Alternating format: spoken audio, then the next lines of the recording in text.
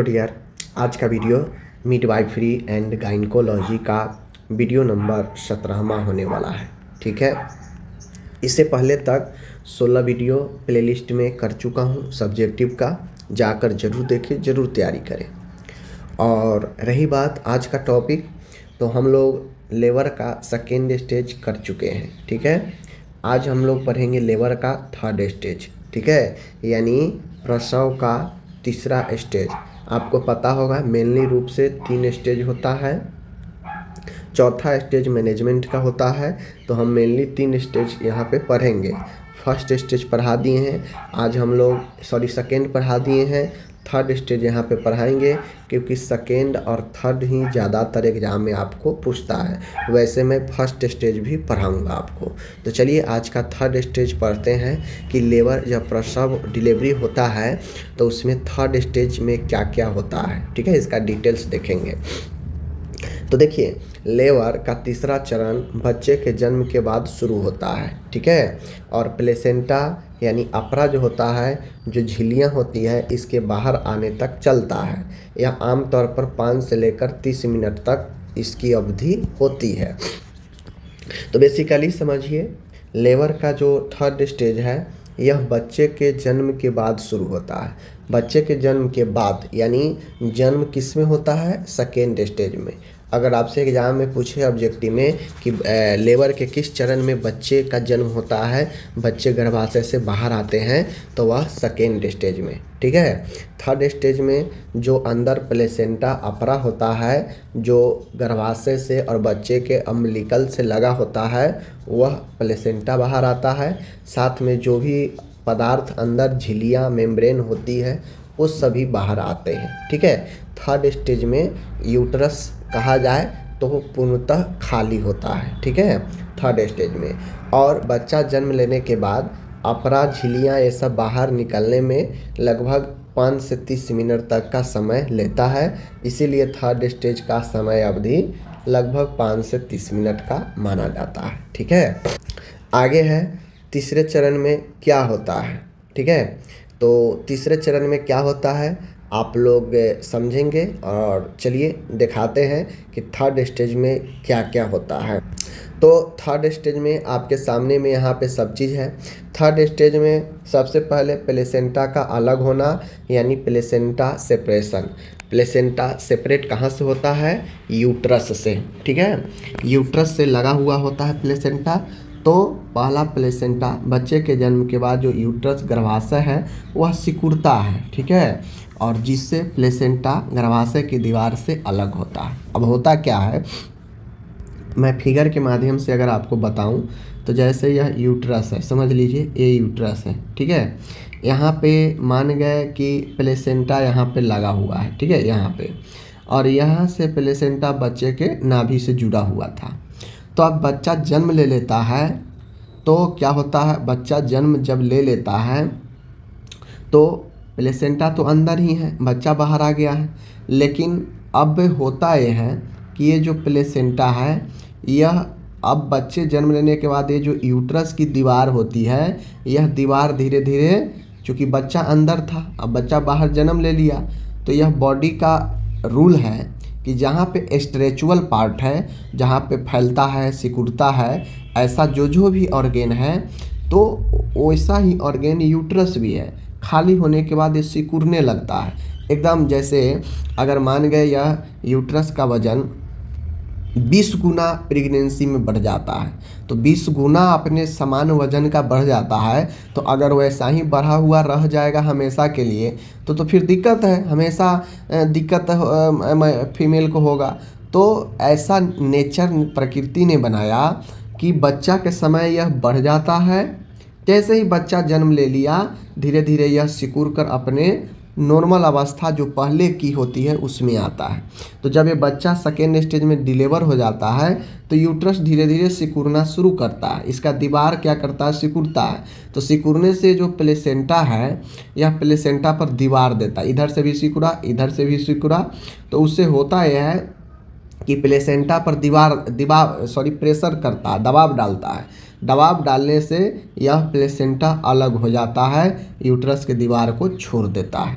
ठीक है, सेपरेशन इसी को बोलते हैं। तो इस स्टेज में सेपरेशन होता है, ठीक है।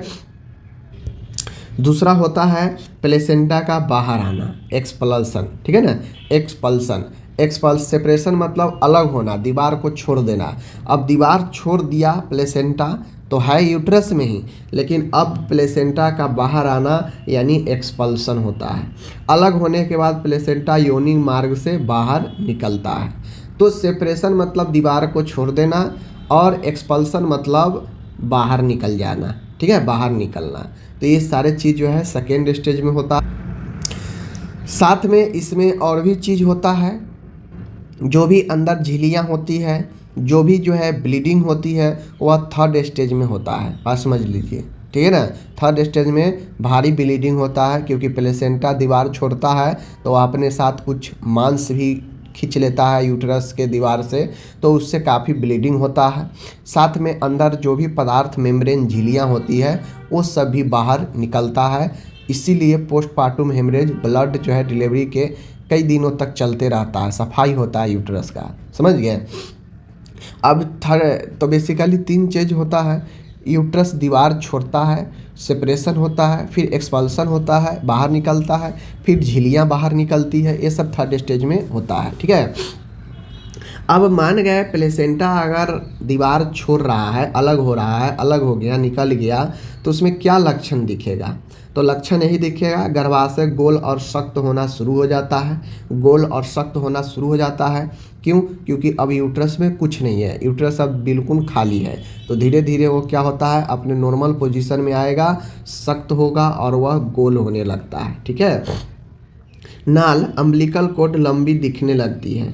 अब ऑटोमेटिक है, जो अम्बिलिकल कॉर्ड पहले यूट्रस से अटैच था, नाभि ना यूट्रस से अटैच था प्लेसेंटा, प्लेसेंटा से जो है अम्बिलिकल कॉर्ड अटैच था, तो जो अम्बिलिकल कॉर्ड अंदर था वह अब बाहर निकल जाएगा प्लेसेंटा के थ्रू जो लगा हुआ है। तो ऑटोमेटिक वह अम्बिलिकल कॉर्ड क्या होगा, बड़ा दिखेगा ही दिखेगा, समझ गए। चूँकि अम्बिलिकल कॉर्ड की लंबाई कितनी होती है, समझ रहे हैं ना, बहुत बड़ा होता है, लगभग 45 सेंटीमीटर, ठीक है। तो बड़ा तो दिखेगा ही दिखेगा, समझ रहे हैं ना। आगे है थोड़ा सा रक्तस्राव होता है भाई। थर्ड स्टेज में जब प्लेसेंटा छूटेगा तो रक्तस्राव तो होता ही होता है। गर्भाशय ऊपर की ओर उठना, जो फंडस भाग होता है धीरे धीरे ऊपर की ओर उठना शुरू हो जाता है, क्योंकि पहले बच्चा था, वजन था, तो यूट्रस जो है पेल्विक की तरफ निचले पार्ट में ज़्यादा जो है वजन डाल रहा था, लेकिन अब उसमें बच्चा निकल गया, सारा चीज़ खाली हो गया, तो धीरे धीरे यूट्रस अपने जगह पर ऊपर की तरफ शिफ्ट हो जाता है, ठीक है। तो ये सब चीज़ें जो है आपको प्लेसेंटा अलग होने के लक्षण दिखते हैं, ठीक है। प्लेसेंटा अलग होता है, पेन दर्द भी, ऐंठन टाइप से दर्द भी होता है पेल्विक एरिया में, समझ लीजिए। रक्तस्राव भी होता है, समझ गए। अम्बिलिकल कॉर्ड लंबी दिखेगा भी, गर्भाशय गोल और सख्त होता है। तो ये सारे लक्षण जो है आपको दिखते हैं, ठीक है। जब प्लेसेंटा अलग होता है तब ये सब लक्षण दिखता है।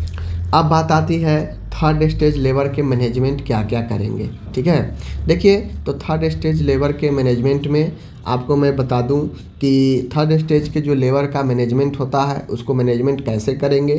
तीसरे चरण का सही प्रबंध बहुत ज़रूरी है, क्योंकि इसी समय पोस्टपार्टम हेमरेज पीपीएच यानी अत्यधिक रक्तस्राव का खतरा होता है। मैंने अभी बताया ना कि थर्ड स्टेज में भारी जो है ब्लीडिंग होता है, महिला को पेन भी होते रहता है। क्यों? क्योंकि वहाँ से बहुत सारे चीज़ यूट्रस से निकलते रहते हैं, वह जो है झिल्ली हो गया, मेम्ब्रेन हो गया, सफाई होते रहता है। तो इस समय थर्ड स्टेज में काफ़ी ज़्यादा ज़रूरी होता है मैनेजमेंट, क्योंकि इसी समय पीपीएच की शुरुआत होती है थर्ड स्टेज के बाद ही, ठीक है। तो इसलिए अगर मैनेजमेंट सही से नहीं करेंगे, अत्यधिक ब्लीडिंग होगा, मरीज एनीमिया में चला जाएगा, जिसे हम लोग अरक्तता बोलते हैं, रक्त की कमी बोलते हैं, ठीक है। तो इसका बहुत ज़्यादा ज़रूरी होता है प्रबंध करना। अब थर्ड स्टेज का प्रबंध मेनली 2 प्रकार से किया जाता है। कौन कौन से प्रकार है, चलिए हम लोग देख लेते हैं। अब ये जो प्रकार है, active management of third stage of labour, AMTSL। Third stage को हम लोग मैनेजमेंट को या थर्ड स्टेज को इस रूप में भी जानते हैं, समझ गए। थर्ड स्टेज लेबर के हम लोग active management of third stage of labour, ये भी हम लोग इसके मैनेजमेंट को इस नाम से भी जानते हैं। अगर आपसे एग्जाम में सीधा पूछ दे अगर एग्जाम में आपसे सीधा AMTSL के बारे में पूछ दे, समझ जाइएगा कि ये थर्ड स्टेज के बारे में पूछ रहा है, ठीक है, और उसके मैनेजमेंट के बारे में पूछ रहा है। तो इसके मैनेजमेंट को AMTSL active management of third stage of labour कहा जाता है। बात समझ गए? Active management of third stage of labour, यानी सक्रिय प्रबंध होना चाहिए थर्ड स्टेज लेबर में। क्यों? क्योंकि अगर सक्रिय प्रबंध नहीं रहेंगे, एकदम देख रेख नहीं करते रहेंगे, तो क्या होगा, भारी ब्लीडिंग की संभावना हो जाएगा, ठीक है, जो खतरा होता है। यह आजकल सबसे ज़्यादा अपनाई जाने वाली और सुरक्षित विधि है। तो AMTSL मुख्य रूप से 3 भाग इसमें होता है। इस प्रबंध में कौन कौन से भाग, चलिए देख लेते हैं। पहला जो भाग है इसका, active management of third stage of labour, पहला है यूटेरोनिक, ठीक है ना, यूटेरोटॉनिक दवा देना, ठीक है ना, यूट्रोटॉनिक दवा देना। तो यूट्रोटॉनिक दवा देना मतलब बच्चे के जन्म के 1 मिनट के अंदर ऑक्सीटॉक्सिन 10 यूनिट IM देना चाहिए। इससे गर्भाशय अच्छी तरह सिकुड़ता है और ब्लीडिंग कम होती है, और जो प्लेसेंटा सेपरेशन की जो संभावना है वो बढ़ जाती है, क्योंकि जितना ज़्यादा यूट्रस सिकुड़ने से वो दबाव डालेगा प्लेसेंटा पर, और प्लेसेंटा वह यूट्रस के दीवार को छोड़ देगा, ठीक है। तो यूट्रोनिक दवा देना जो यूट्रस को टॉनिक प्रदान करता हो, मजबूती प्रदान करता हो सिकुड़ने में, ठीक है।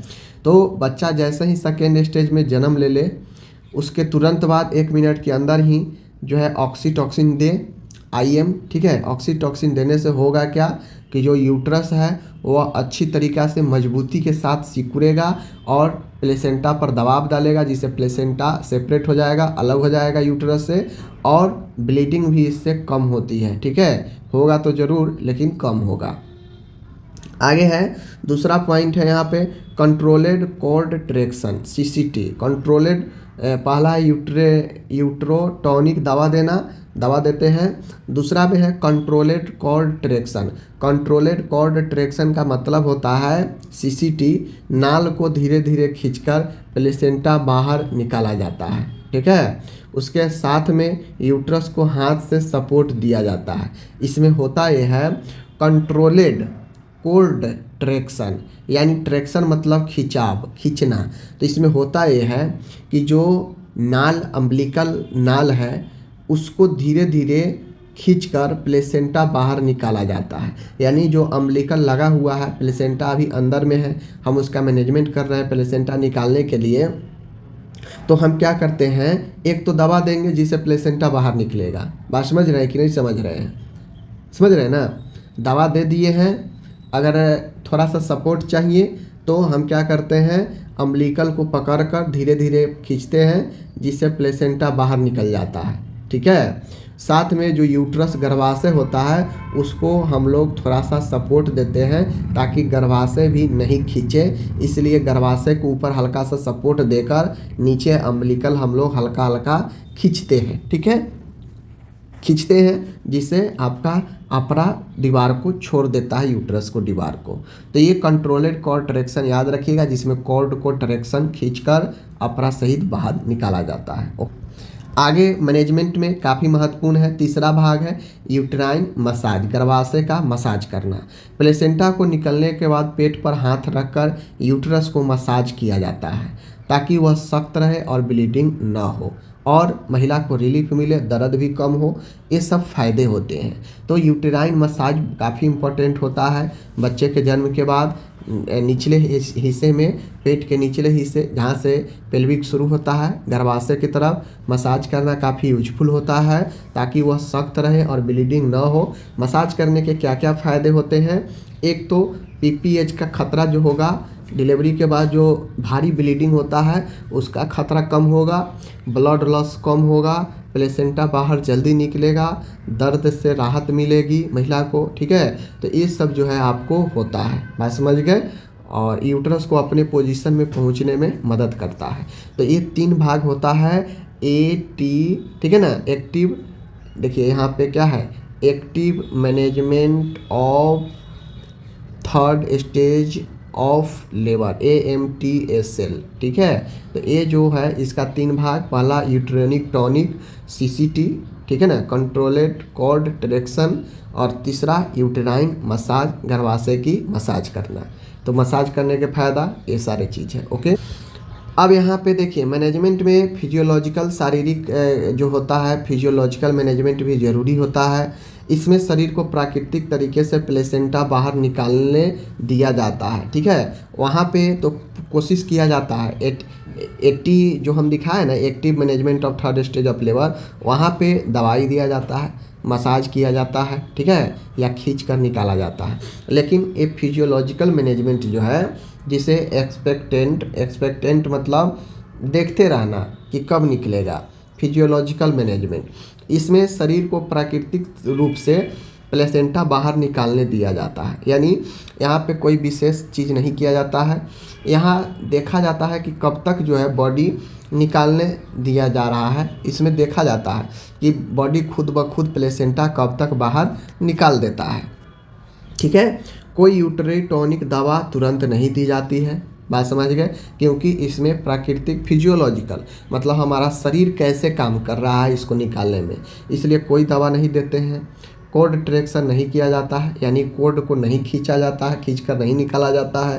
प्लेसेंटा अपने आप कॉन्ट्रैक्शन से बाहर आता है, ठीक है। इसमें धीरे धीरे बॉडी जैसा रिएक्ट करता है, धीरे धीरे अपने आप जो है प्लेसेंटा बाहर निकलता है, ठीक है। अब देखिए ये कैसे लागू होता है, फिजियोलॉजिकल मैनेजमेंट कैसे होता है, हमारा शरीर कैसे खुद काम करता है, यानी महिला का शरीर खुद कैसे काम करता है प्लेसेंटा को बाहर निकालने में। अब होता क्या है, सेकेंड स्टेज में लेबर हो गया, समझ गए। अब न जो है बहुत सारा हॉस्पिटल हो गया है और ज़्यादातर डिलीवरी अब जो है लोग हॉस्पिटल में करवा रहे हैं। पहले तो घर पर ही बच्चा जन्म लेता था पहले के समय में, तो पहले तो कोई दवा नहीं देना है, कुछ नहीं करना है, बस पहले ऐसे ही मसाज हुआ, डेली आके मसाज होता था महिला का, और धीरे धीरे जो है वो घर पर ही सब चीज़ ठीक हो जाता था, और ऑटोमेटिक बिना खींचे के बिना कोई दवाई के प्लेसेंटा बाहर भी आ जाता था, ठीक है। क्योंकि पहले उतना लोग जानकार थे ही नहीं, पहले उतना दवाई का विशेष चर्चा था ही नहीं, तो इस सारा काम ऑटोमेटिक पहले होता था। तो ऑटोमेटिक वाला हमारा बॉडी काम करता है, जो हम दवाई देकर यूट्रस पर कंट्रैक्शन डालते हैं, संकुचित सिकुड़ने के लिए प्रभाव डालते हैं दवाई के द्वारा, उसमें हमारा बॉडी भी खुद जो है यूट्रस को प्रेशर करता है, दबाव करता है कि तुम सिकुड़ो और प्लेसेंटा को बाहर करो। तो ये जो फिजियोलॉजिकल मैनेजमेंट है, यहाँ पे हम कुछ नहीं करते हैं, ठीक है। यहाँ पे खुद बॉडी का मैकेनिज्म जो है काम करता है और यूट्रस को सिकुड़ने देता है, और धीरे धीरे जो है वो प्लेसेंटा छोड़ता है, और ऑटोमेटिक प्लेसेंटा जो है यूट्रस को छोड़ देता है, देन बाहर वो जो है प्लेसेंटा आ जाता है। तो फिजियोलॉजिकल मैनेजमेंट में न दवाई देते हैं, ठीक है, न कॉर्ड से हम लोग खींचते हैं बाहर आने के लिए, इस कुछ नहीं करते हैं। प्लेसेंटा अपने आप कॉन्ट्रैक्शन से बाहर आ जाता है, यानी संकुचन से प्लेसेंटा ऑटोमेटिक बाहर आ जाता है, और जैसे ही बाहर आ गया प्लेसेंटा, थर्ड स्टेज ख़त्म हो जाता है। प्लेसेंटा आते ही झिल्ली मेम्ब्रेन भी आ जाता है सब, और थर्ड स्टेज समाप्त हो जाता है। बात समझ गए। तो ये जो है सारा चीज़ होता है, और बाकी ये मैं आपको बता देखिए थर्ड स्टेज का जटिलता भी है, कॉम्प्लिकेशन भी है। तो थर्ड स्टेज के कॉम्प्लिकेशन में पोस्टपार्टम हेमरेज, अत्यधिक रक्तस्राव होना पहला जटिलता, ठीक है। रिटेंड प्लेसेंटा, 30 मिनट बाद भी प्लेसेंटा ना निकलना, जिसे प्लेसेंटा यूट्रस में ही रहता है उसे रिटेंड जो है प्लेसेंटा बोलते हैं।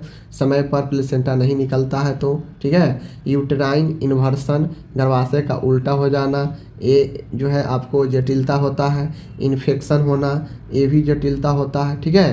तो ये जो है PPH, retained placenta, uterine inversion और इन्फेक्शन, ये जो है आपको महत्वपूर्ण जटिलता है जो थर्ड स्टेज लेबर में देखने को मिल सकता है। तो इस चीज़ को ध्यान में रखना है, ठीक है। तो आपसे एग्जाम में पूछेगा।